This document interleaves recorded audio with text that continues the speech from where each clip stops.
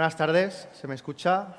Buenas tardes a todos. Sé que ahora es la hora más difícil porque estamos justo a punto de irnos a comer, pero creedme que valdrá la pena.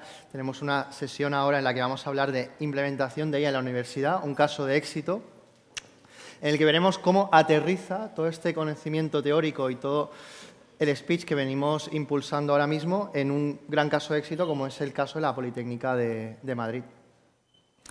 Antes que nada, decir que hoy me acompañarán en esta sesión Francis Castilla, él es Solution Specialist for Higher Education en Microsoft, y Fernando Pescador, vicerrector de Universidad Digital de la Universidad Politécnica de Cataluña.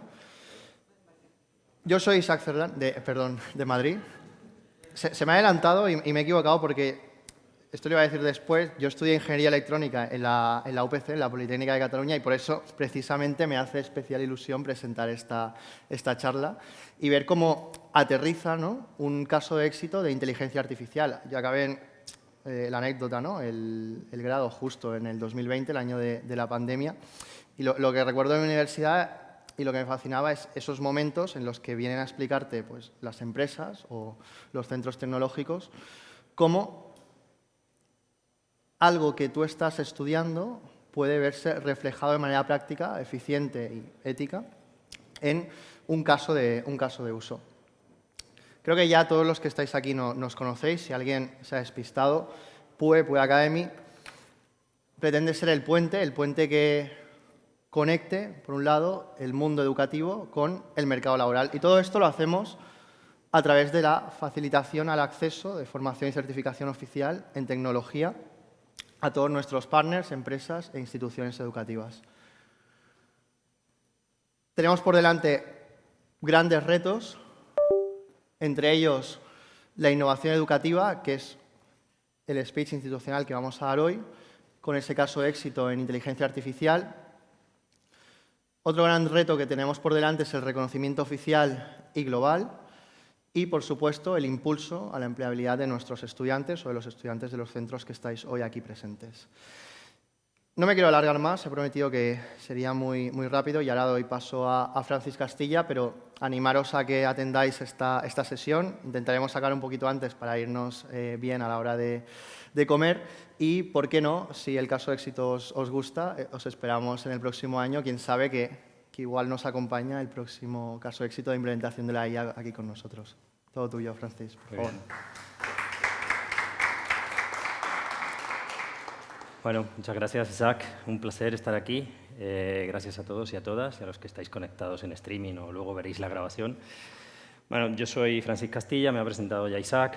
Soy especialista para la parte de puesto de trabajo a universidades, escuelas de negocio y centros de investigación para Microsoft aquí en España, ¿vale?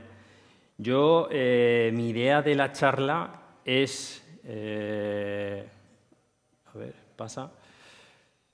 es plantearos un poco el contexto del mercado, cómo estamos nosotros viendo la IA, en el que la vemos como una característica, ¿vale? ¿Por qué? Porque ha cambiado, esto ha evolucionado y nosotros ahora llamamos lo que estamos o hemos bautizado como Frontier Firm o empresa frontera, como aquella empresa que lleva a las personas y a los agentes de inteligencia artificial a trabajar de manera conjunta para conseguir un proceso de principio a fin, ¿vale? ¿Eso qué se traslada? Se traslada en que no es solamente, oye, revísame este documento o escríbeme este email, o es repensar un proceso completo, reescribirlo, ¿vale? Utilizando la IA y utilizando a las personas en ese contexto. Esto no es una moda. A Microsoft nos encanta sacar esos conceptos, esos titulares. Esto nos gusta siempre apalancarlo con datos. Yo creo que hoy se ha hablado varias veces, pero el que a nosotros nos viene aquí un poco a poner de manifiesto es este estudio de tendencias en el puesto de trabajo que se hizo el año pasado, donde pues eso, más de 30.000 personas de 30 países diferentes, al final lo que hacen es que ponen de manifiesto, cruzando datos con LinkedIn, con entrevistas a académicos, a startups, cómo están definiendo o cómo se está transformando el puesto de trabajo, ¿vale? En esos datos, en ese informe, la brecha, que lo hemos oído en las sesiones iniciales, es notable en todos los sectores. Pero nosotros aquí nos vamos a centrar en la brecha que hay en el sector de la educación, que es incluso aún mayor, ¿vale? Datos importantes, más de la mitad de los directivos piensan que la productividad hay que aumentarla. Sin embargo, tenemos a casi la mayoría de los trabajadores que sienten que no tienen tiempo, que incluso se ven sin energía para poder hacerlo, ¿vale? Y eso al final pues, se traslada en que, ¿qué está pasando aquí? Pues muchas tareas repetitivas, mucha carga administrativa, y eso lleva pues, al momento en el que estamos, en el que los profesionales de la educación están demandando aún más, si cabe, ayuda aquí, ¿vale? Nosotros en Microsoft, ¿cómo vemos las posibles palancas para cerrar esa brecha de capacidad? Pues por un lado está la inteligencia artificial bajo demanda, es decir, no solamente lo que una persona sabe, sino lo que una persona es capaz de pedir o de automatizar o de hacer de manera continua, utilizando la IA, ¿vale? Luego también estaría vamos a ver ahora, la gestión de procesos a través de los agentes. Es redefinir un proceso de negocio a través de un agente que lo agilice, que lo automatice, que lo enriquezca, ¿vale? Y luego estaría derivando en todo esto en lo que hemos llamado esas empresas híbridas. Hay una preocupación que incluso mis hijas me lo decían en una charla que dimos en el cole, la IA está quitando el trabajo. La realidad es que lo que se les está pidiendo para cubrir esta brecha es que los trabajadores orquesten esa IA, o sea, dediquen su tiempo a tareas de valor, pero lo que son tareas repetitivas, procesos que realmente son administrativos y son iguales una vez y otra, las podamos delegar y nosotros nos dediquemos a orquestar o a tareas de valor como la docencia, calidad pedagógica, etcétera, etcétera. ¿Vale? Y esto es fácil decirlo.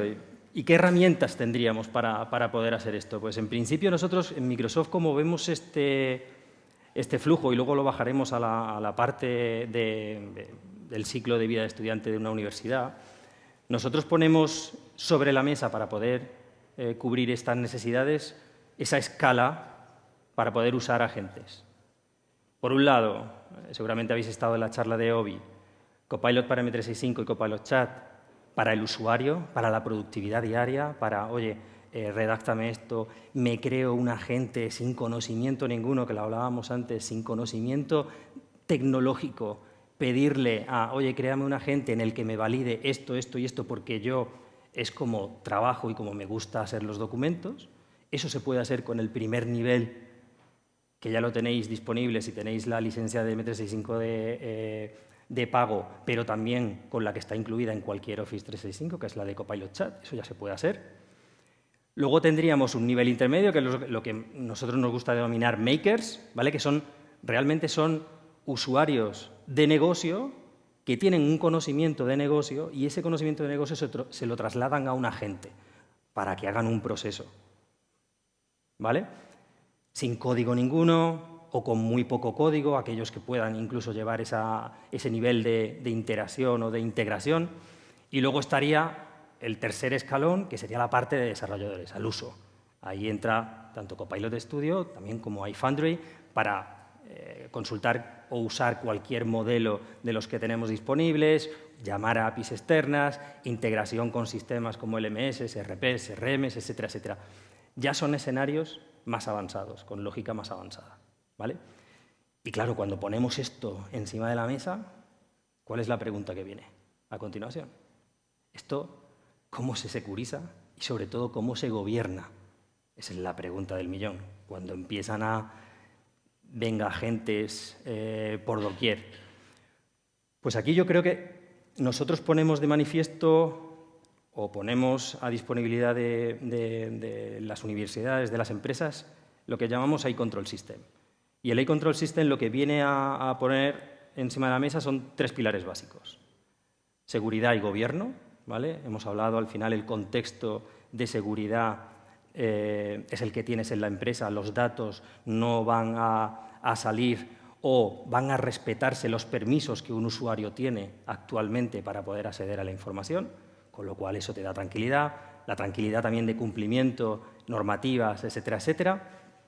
Tenemos luego el control de gestión, que esto es importantísimo, no solamente la parte de licenciamiento, consumo, cómo se configuran, cómo se integra. Tú al final vas a poder ver qué agentes se están usando en tu universidad, quién los usa y a qué datos está accediendo. Podrías bloquear determinados agentes, determinadas integraciones si ves que hay algún riesgo.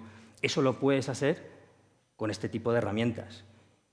Y luego, el tercer pilar, que para mí es fundamental, y de hecho es uno de los criterios por los que empezar por un sitio u otro, es cómo mido, ¿vale?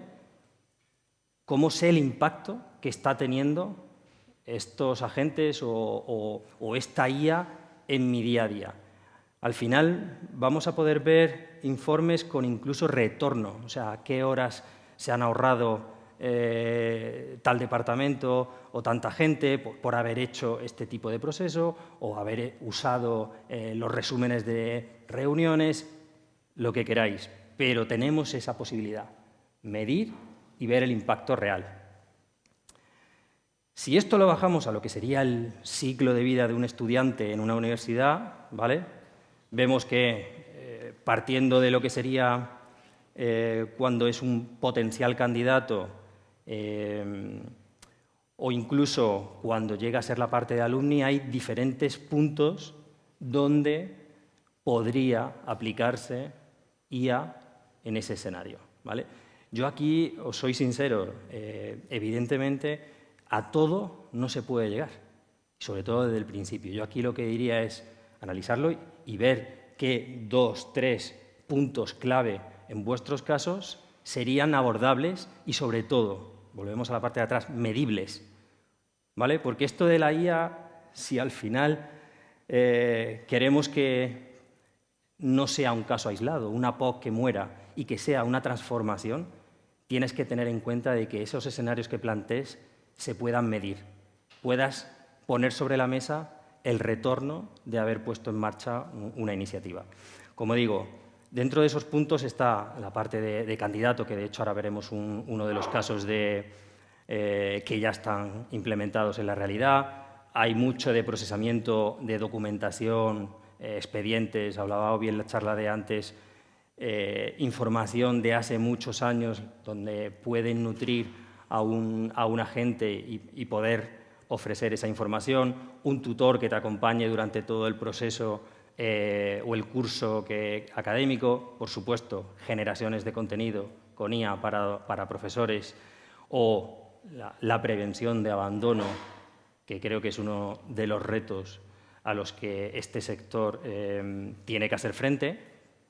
Y, por supuesto, veremos luego asistentes para trámites, tanto en la parte de IT, la parte de administración.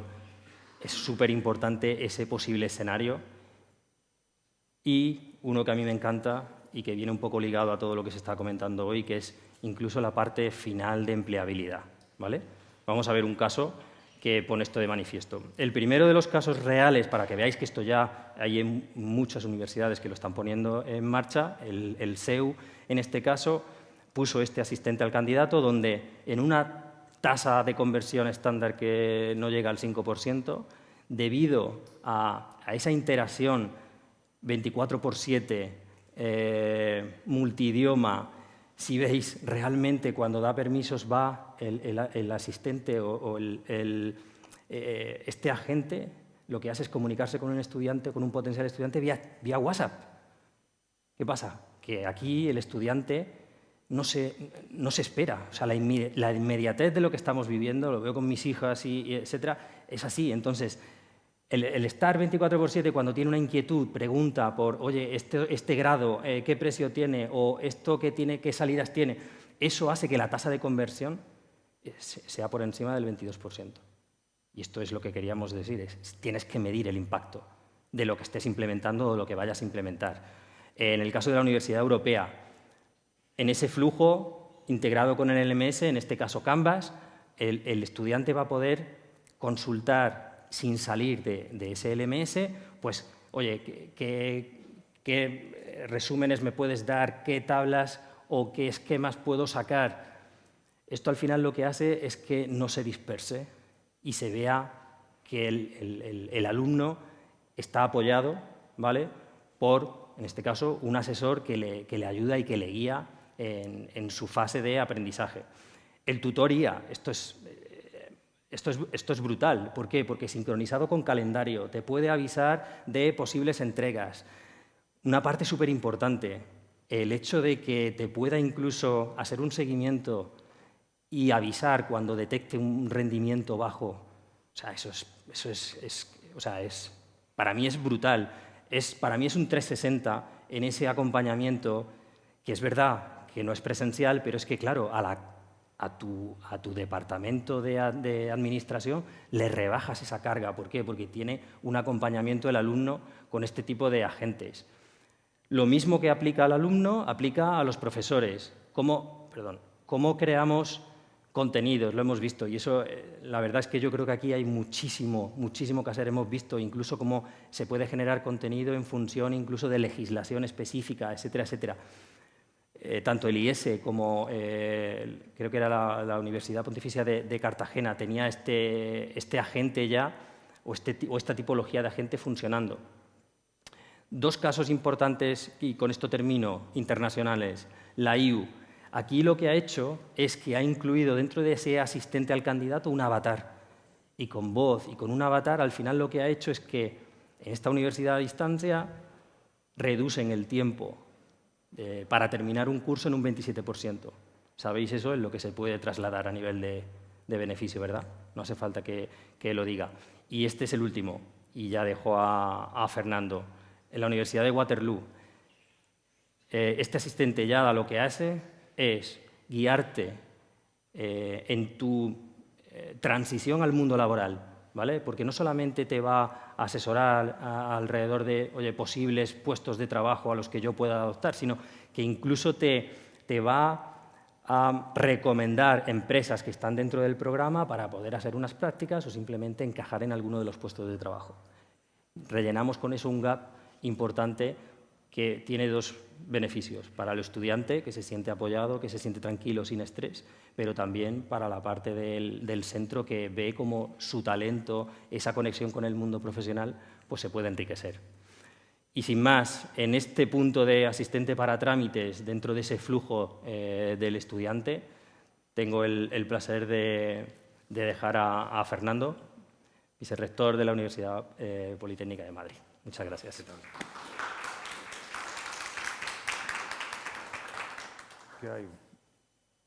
¿Me escucháis? Sí. ¿Qué tal? Buenos días a todos y todas. Voy a ser rápido, tenemos probablemente ya ganas de irnos a comer y bueno. Me han presentado ya 2 veces, pero yo me voy a presentar una tercera vez. Soy Fernando Pescador, vicerrector para la Universidad Digital y profesor de la Escuela de Telecomunicaciones de la Universidad Politécnica de Madrid, con lo cual, digamos, este doble rol que tengo, pues me permite hoy trasladaros un poco mi experiencia desde el punto de vista de gestión de la IT de la universidad y, por otro lado, desde el punto de vista también de cómo los profesores nos estamos encontrando ante todo esto que nos está viniendo, ¿vale? A ver, vamos a ver. Bueno, decir que la foto que han puesto aquí no es posible hacerla peor, así que todo lo que tengo que hacer a partir de ahora va a ser mejorar.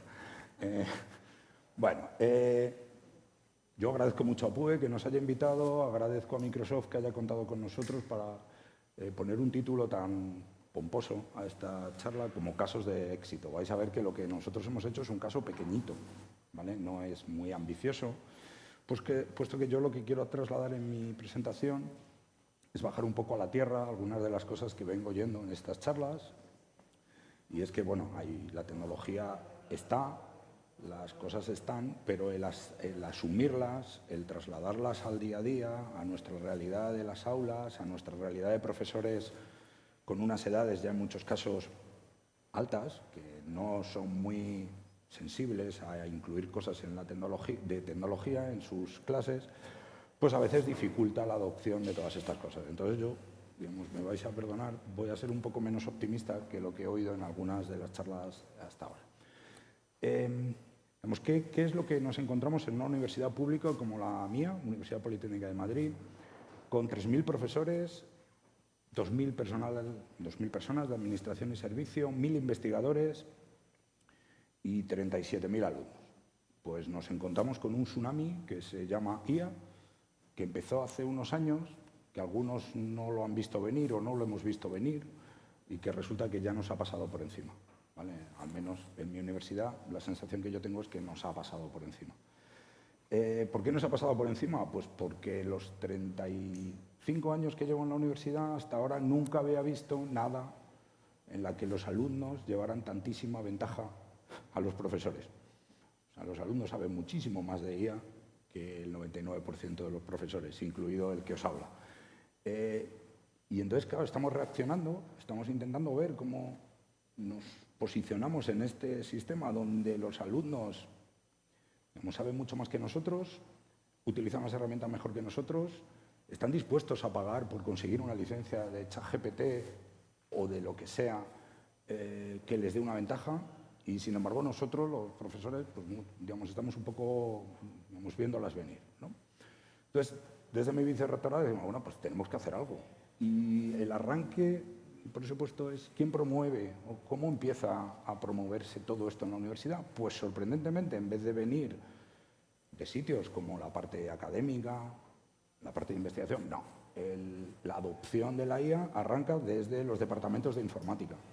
Y creo que no soy la única universidad en la que es los departamentos de informática, los departamentos de IT, la que dice, oye, aquí tenemos que hacer algo. Y bueno, pues nosotros empezamos a hacer algo.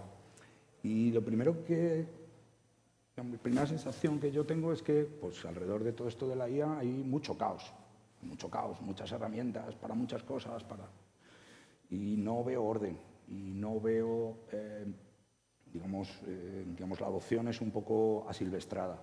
¿Vale? Yo creo que hay que ordenar un poquito las cosas.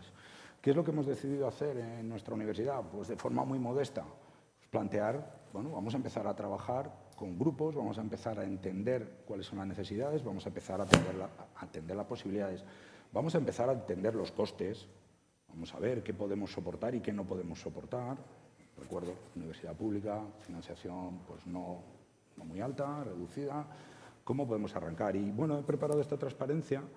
Es un poco, digamos, ¿qué estamos haciendo? Pues hemos elegido a un grupo de gente, profesores, early adopters, que se llaman ahora, de estos motivados. Los hemos puesto en contacto con los usuarios y hemos empezado a ver cómo podemos ir adoptando la IA. Hemos cogido gente que sabe que son usuarios ya, que llevan tiempo y que nos cuenten qué podemos hacer. Hemos tratado de que la responsabilidad en el uso sea compartida, ¿vale? No es un problema de informática, no es un problema, no. Vamos a intentar que la responsabilidad en el uso de la IA sea compartida por toda la comunidad universitaria. Vamos a juntar a profesores, a estudiantes, a investigadores, vamos a montar un grupo de trabajo y vamos a empezar a generar información, vamos a empezar a generar, digamos, un poco sensibilidad en la comunidad de que esto hay que usarlo, pero no asilvestradamente, sino de forma un poco responsable. Montemos otro grupo de trabajo, que es lo que he llamado ahí Task Force multidisciplinar, con gente de diferentes entornos. La Politécnica, pues bueno, podéis imaginar, tenemos muchos ingenieros, pero también tenemos gente de otras áreas, no todos son informáticos, no todos son telecos. Vamos a montar grupos multidisciplinares y vamos a empezar a ver cómo podemos ir adoptando esto en cada entorno. No todos los entornos son iguales, no es igual la IA en la escuela de caminos que en la escuela de telecomunicación, que en la escuela de arquitectura. No es lo mismo. Y por último, una parte que a nosotros nos preocupa mucho y es cuál es la responsabilidad ética detrás de todo esto. Cuando uso la IA, ¿cómo lo declaro? ¿Cómo digo si en un trabajo he utilizado Copilot, que el trabajo no es autoría 100% mía, que Copilot ha colaborado conmigo?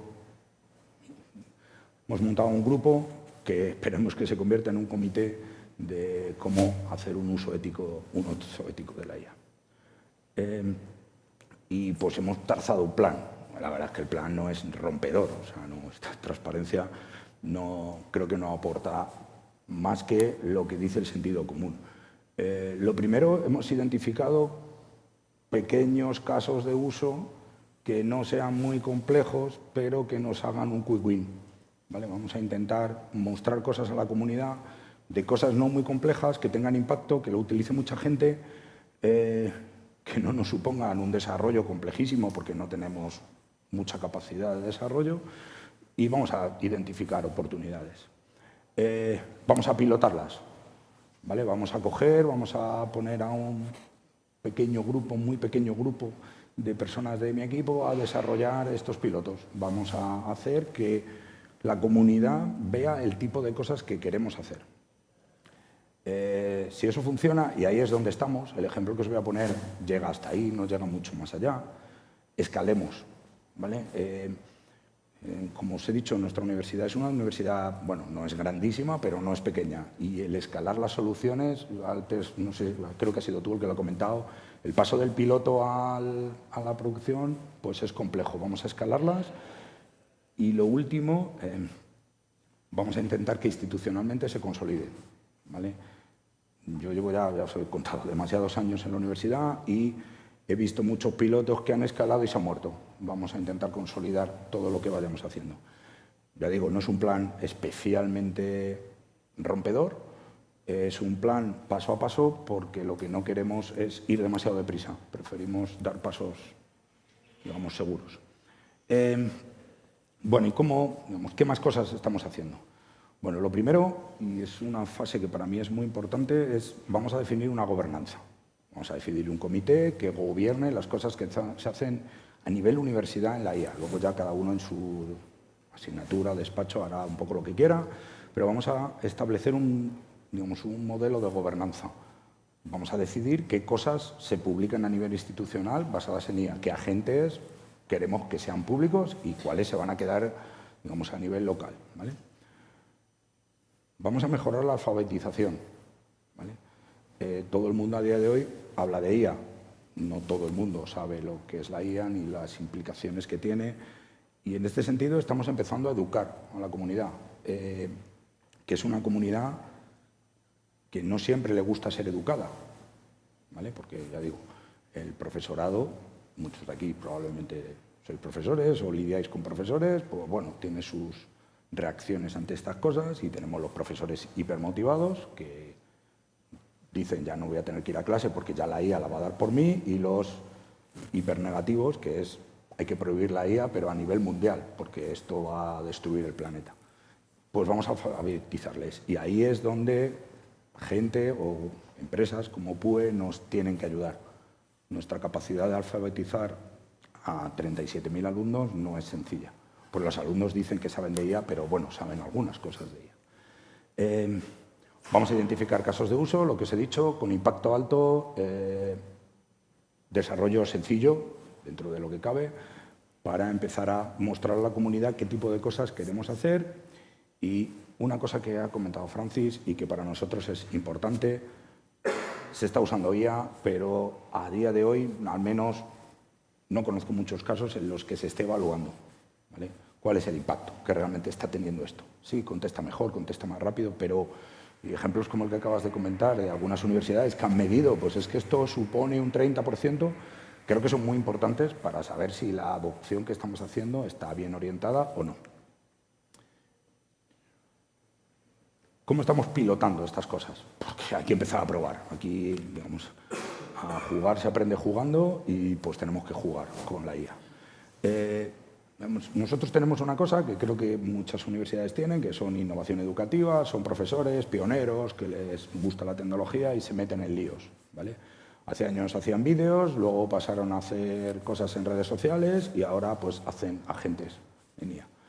Entonces, tenemos unos fondos con los cuales financiamos la posibilidad de que profesorado haga experimentos con IA, en principio locales, no escalables. Con los conocimientos que hemos adquirido ahí, las experiencias que nos han trasladado, hemos empezado a hacer algunos pilotos, digamos, de universidad, no de mi asignatura, en mi grado, en mi máster, pilotos de universidad, ¿vale? Hemos elegido un par de cosas que ahora os voy a contar y hemos hecho 2 pilotos que hemos puesto a disposición de la comunidad para ver un poco qué reacción tenía la comunidad. Estamos en fase de medir el impacto, ¿vale? Todavía no lo tenemos medido. No puedo dar números de si esto mejora o no mejora. No tengo números. También es verdad que va a ser complicado tener algunos números porque no teníamos números de antes, con lo cual no sé cómo vamos a mejorar, pero luego os lo cuento. Crearemos unas guías de buenas prácticas, eso ya estamos, y si todo va bien y nuestras autoridades políticas nos lo permiten, me refiero de la universidad, pues iremos integrando esto en los procesos del día a día de la universidad. ¿Qué agentes hemos desarrollado? Bueno, pues hemos desarrollado uno, digamos, que para nosotros tiene más impacto, que es un asistente para ayudar a todos los miembros de la comunidad, profesores, estudiantes, investigadores, a conocer qué posibilidades tiene el software que compra la universidad. Mi universidad se gasta aproximadamente 1 millón de euros anuales en comprar software para docencia, investigación. Y claro, hay un catálogo muy amplio que mucha gente no conoce. Algunos de ellos son software con licencias individuales, otros son licencias campus, algunos tienen un coste, algunos hay que asignarlas. Bueno, es un poco un mare magnum donde no es sencillo, en muchos casos, para gente que entra nuevo en la universidad, saber qué es lo que hay disponible.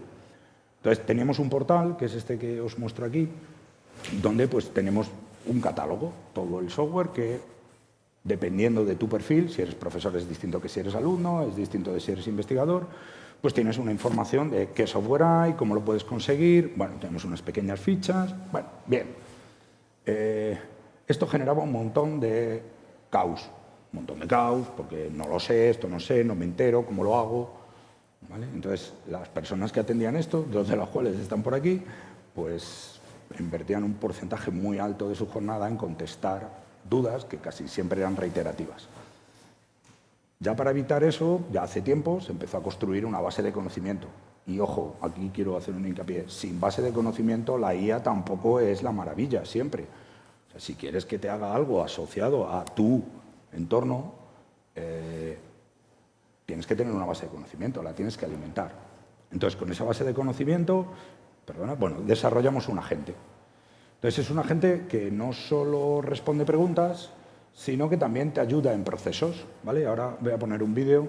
Esta es un poco la estructura de la gente. Pues tiene una serie de instrucciones. Bueno, como esto queda grabado, si luego tenéis curiosidad lo podéis ver. Conecta con una serie de herramientas. De hecho, nosotros en la universidad pues teníamos Confluence como herramienta de gestión documental. Pues hemos enganchado con Confluence para que acceda a toda nuestra gestión documental. Hemos enganchado con Power Automate para que nos permita hacer, digamos, pequeños formularios y automatizar parte de los procesos. Bueno, hemos enganchado con algunas herramientas para que esto no sea solamente un chatbot, ¿vale?, sino que haga más cosas. Le hemos dado una base de conocimiento muy fuerte, porque la teníamos ya, digamos, acceso a nuestro Confluence, que es nuestra, digamos, ahí es donde está toda la información, acceso a documentación que tenemos en SharePoint, bueno, toda la documentación que teníamos. Hemos definido canales de consulta. En principio esto lo hemos integrado en Teams, lo hemos integrado en el propio Copilot, está en previsión integrarlo con WhatsApp. Bueno, hemos definido unos temas y lo que os decía antes, estamos viendo, analizando, todavía no tenemos datos, esto estamos todavía recogiendo información, pues un poco cómo ha ido la cosa, si realmente se ha usado, no se ha usado. Bueno, uno de los casos, que es el que os voy a poner en el vídeo, es el caso de cómo comprar entre comillas, una licencia de Adobe Creative Cloud, que es una herramienta que todos conocéis, que tiene un coste para la persona que la utiliza, la universidad paga una parte, la persona que la utiliza tiene que pagar otra parte. Entonces, claro, esto era un proceso súper rollo, porque había que pedirlo, alguien te contestaba, entonces lo hemos automatizado.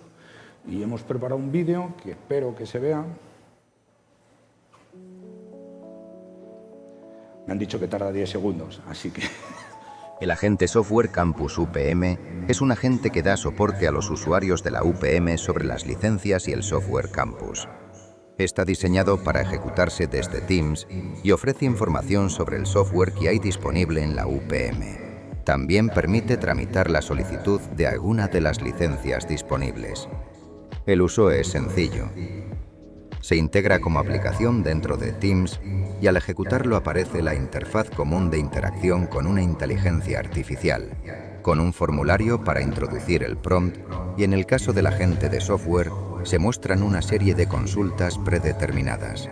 Si se pulsa sobre una de ellas se lanza la consulta y el agente responde. Por ejemplo, se ha preguntado... O bien se puede consultar directamente al agente usando lenguaje natural.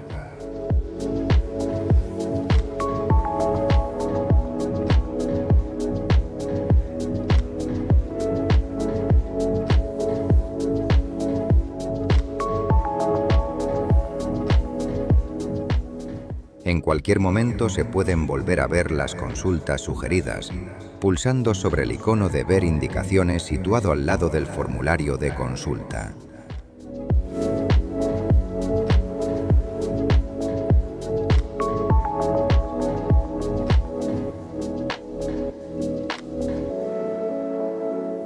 El agente de software va más allá y permite ejecutar procedimientos reglados, como por ejemplo la obtención de una licencia, a partir de un asistente donde se recoge determinada información del usuario, se lanza la petición al personal encargado de la tramitación.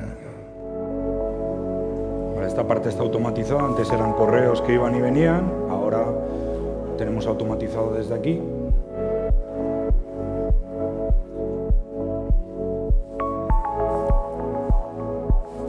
Termina el vídeo ahí.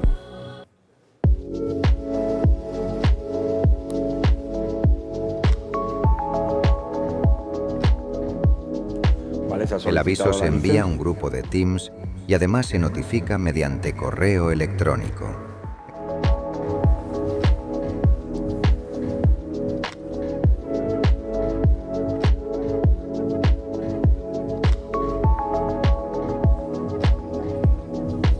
Creo que se acaba aquí. Progresivamente se van a ir integrando nuevos procesos. Vale, no, lo corto. Hemos automatizado parte de un proceso. El otro agente, estoy fuera de tiempo, así que lo cuento rápidamente, tenía como objetivo segmentar la información. Ahí no queremos que todo el mundo pueda acceder a toda la información. Entonces, hemos hecho un agente para consultar lo que llamamos GOC, que es la gestión de órganos colegiados, básicamente juntas de escuela, consejos de gobierno, toda la documentación oficial, que no queremos que todo el mundo acceda a ella, porque no es una documentación que se tiene que mantener en el marco de donde se ha desarrollado. Entonces, esto nos ha permitido hacer un agente donde hacemos consultas sobre cosas que han ocurrido en órganos de gobierno, pues ¿cuándo se aprobaron los estatutos de la universidad? Te contesta, si eres una persona de las que tiene acceso a esa documentación. Estábamos muy preocupados con la segmentación de la información y, digamos, hemos hecho este agente un poco de prueba, porque es verdad que buscar documentación aquí es muy horrible y esto nos ayuda bastante. Tengo un vídeo para mostrarlos, un vídeo que no merece mucho la pena, vamos mal de tiempo, así que lo voy a cortar, pero básicamente, en función de mi rol, yo soy miembro de la comisión de no sé qué, pues puedo acceder a la documentación de la comisión. Eso lo enganchamos para que cuando haya cambios en las comisiones, automáticamente sepamos quién tiene acceso y de esta forma permitimos acceder a documentación, digamos, un poco privada, que es un tema que nos preocupaba mucho. Y disculpadme porque me he pasado, pero es que un profesor universitario le das un micrófono y no tiene fin. Así que nada, muchas gracias.